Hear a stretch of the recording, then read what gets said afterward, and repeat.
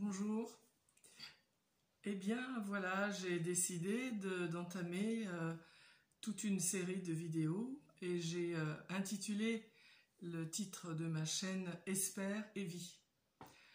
Espère parce que c'est un joli mot, espère. Et puis aussi surtout parce que c'est le sigle de la formation que j'ai suivie pendant 4 ans, oui, pratiquement 4 ans, et qui a fait que je suis devenue formatrice en relations humaines, en communication relationnelle, avec comme base la méthodologie de la méthode Espère, créée par Jacques Salomé. Donc voilà, cela a été mon activité principale pendant 17 ans, que j'ai beaucoup aimé pratiquer, accompagner les gens pour leur permettre d'apprendre à communiquer. Parce que contrairement à ce que l'on croit, la bonne volonté ne suffit pas pour avoir de bonnes relations, des relations saines, on va dire.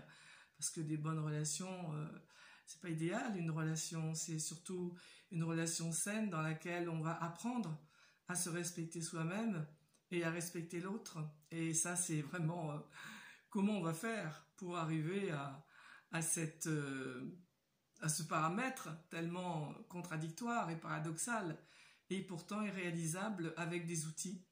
Il y a derrière moi, vous le verrez, le livre de Jacques Salomé, qui a été mon livre de base pendant des années et que je trouve pour moi très précieux parce que c'est avec celui-là que j'ai potassé, que j'ai pratiqué, que j'ai galéré pour avoir ce diplôme, cette validation de l'Institut Espère en son temps, et qui pour moi a été une révélation dans ma vie, et que je suis heureuse, j'ai été heureuse de transmettre cette méthode Espère, et j'ai été surtout très heureuse de m'en servir pour moi-même, parce qu'elle est arrivée à un point nommé quand j'avais dans ma vie relationnelle avec mes enfants, avec mon mari de l'époque, une relation extrêmement difficile, et quand enfin, pour la première fois, je me suis posé la bonne question.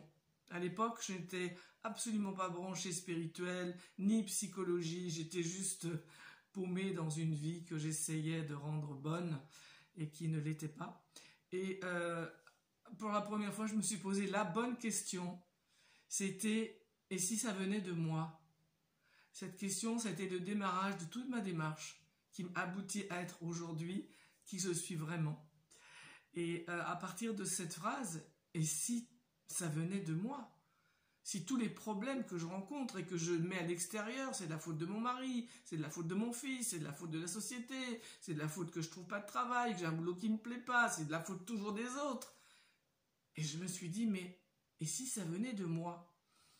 Et comme la vie est bien faite, bien sûr, la vie est bien faite, à ce moment-là, dans les jours qui ont suivi, j'ai pas vraiment fait attention, mais je suis tombée dans une librairie, et j'aime bien fréquenter les librairies, sur un livre de quelqu'un que je ne connaissais pas, qui s'appelle Jacques Salomé. Et le livre, c'était Le courage d'être soi. Un livre de poche, donc c'était dans mon budget.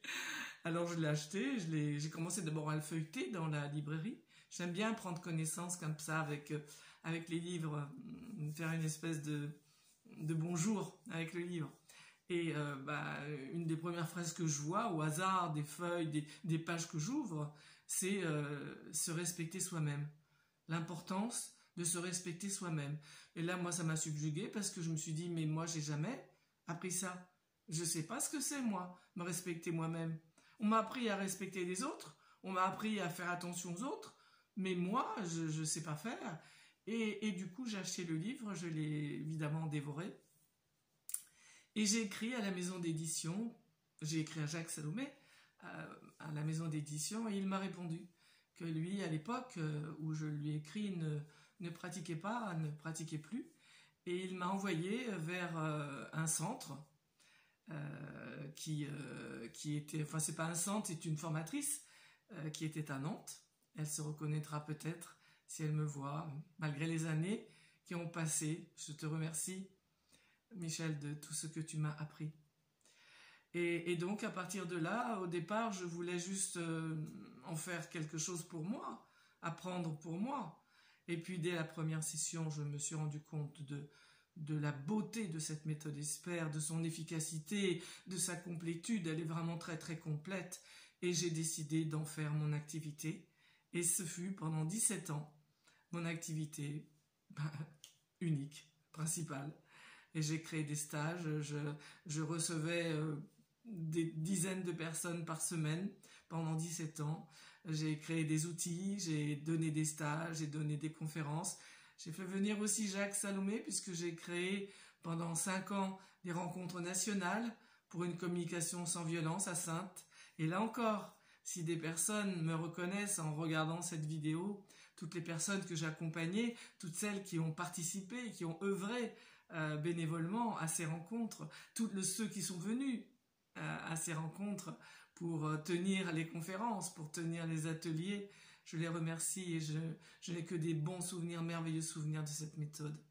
Et ce qui fait qu'aujourd'hui je suis là, face à cette caméra, face à vous donc, qui allez me regarder, eh bien c'est l'envie que j'ai, puisque j'ai arrêté cette activité depuis 8 ans à peu près. Eh bien c'est l'envie qui me prend aujourd'hui, étant donné la conjoncture, de transmettre cette façon d'être, cette façon de communiquer, ces savoir-faire, ces savoir-être, qui apportent à soi-même un énorme confort, une énorme cohérence, une énorme congruence, c'est-à-dire faire ce que je dis, dire ce que je pense, dire ce que je ressens, en étant attentif à comment je le dis, parce que la difficulté n'est pas de dire, elle est plutôt de ne pas dire, parce qu'on a peur de dire d'une façon peut-être trop brutale, qui va faire violence à l'autre, mais de ne pas dire, ça va être imprimé à l'intérieur de soi, et ça va de toute façon, à un moment donné, s'exprimer, pas forcément de la façon adaptée, pas forcément par rapport aux personnes concernées. Et c'est tout ça que je voudrais transmettre avec ces vidéos. Donc ça, c'est la partie ESPER. Voilà, nous verrons au fur et à mesure des vidéos que je posterai, des outils, des mises en pratique, des situations qui vont vous permettre, si vous le voulez, de mettre en pratique chez vous, entre les vidéos. Et puis il y a aussi la partie vie, puisque ma chaîne s'appelle ESPER et vie. Et la vie, c'est tellement extraordinaire, c'est tellement merveilleux, c'est un tel cadeau, c'est un tel présent qui a à être vécu au présent. Et dans cette partie-là, vie, eh bien, j'aurais envie de partager toutes mes envies de vie, tout ce que j'aime faire, tout ce que j'aime partager, puisque j'ai aussi eu d'autres casquettes dans mon activité professionnelle, la dernière étant que je joue du piano actuellement. J'ai déjà joué aussi de la guitare, j'ai été comédienne professionnelle, j'ai été formatrice en illettrisme, j'ai une vie très riche qui a été formidable pour moi, et dans la partie vie, j'ai envie de partager ça. Voilà, ça va être tout pour aujourd'hui, c'est ma première vidéo, je fais ça vraiment d'une façon totalement, on va dire, je vais dire artisanale, parce que je n'y connais rien. Je n'ai absolument pas envie de faire des coupures. D'abord, je ne sais pas les faire, donc je ne pourrais pas les faire. Et puis, je préfère être brute comme ça, avec vous, telle que je suis, moi. Voilà, je vous remercie beaucoup. Je vous souhaite vraiment de belles journées. Et je vous dis à très bientôt. Au revoir.